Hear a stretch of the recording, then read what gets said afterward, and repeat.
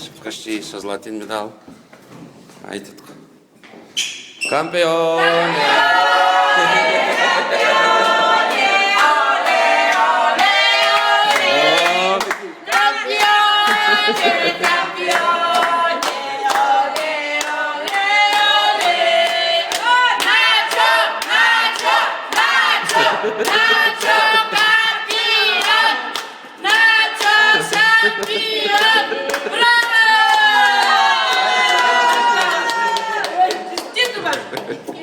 Честито, айде да вземи вътре, че чакай да почерпи сега братовчетката. Дай букето.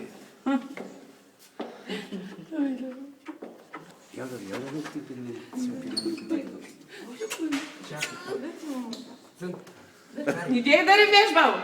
Ти си някой пи, подаръци ли му? Браво! Аз те чувам. Що плачеш, бе, ти? Радост. Bravo, Nacho. Svi Busentos. Републикански шампион. Хайде. Айде да Браво, Начо! Шампиона на Леля! Браво, Дито! Шампиона, шампиона! Айде. Кампионе! Сядайте да поздравим шампиона! Браво! Сядайте и ви моля за малко тишина. Моля бабата малко. Де?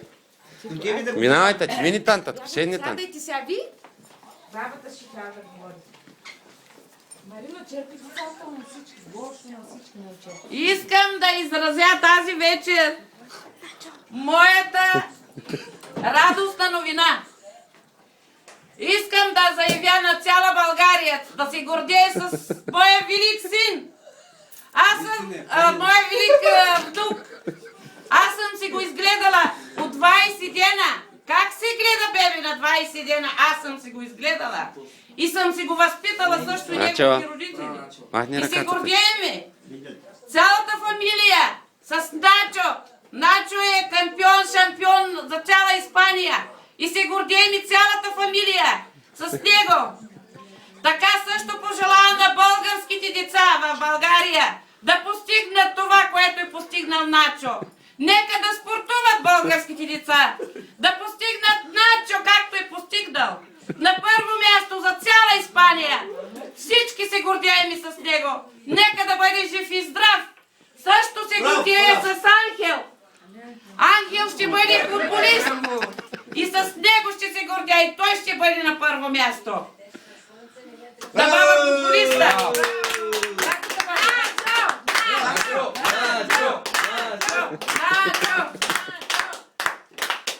Bravo. Също и Митко се гордее, моя син в Италия. Поздравявам Добито и Надито. Да учат, да постигнат, както е постигнал Начо, шампион. Много се радвам, много съм щастлива тази вечер.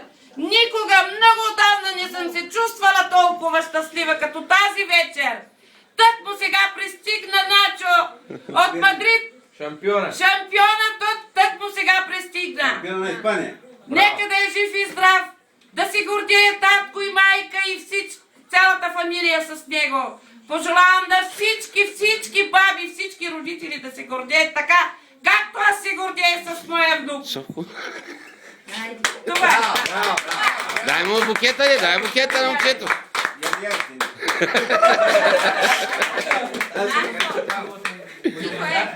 Това е.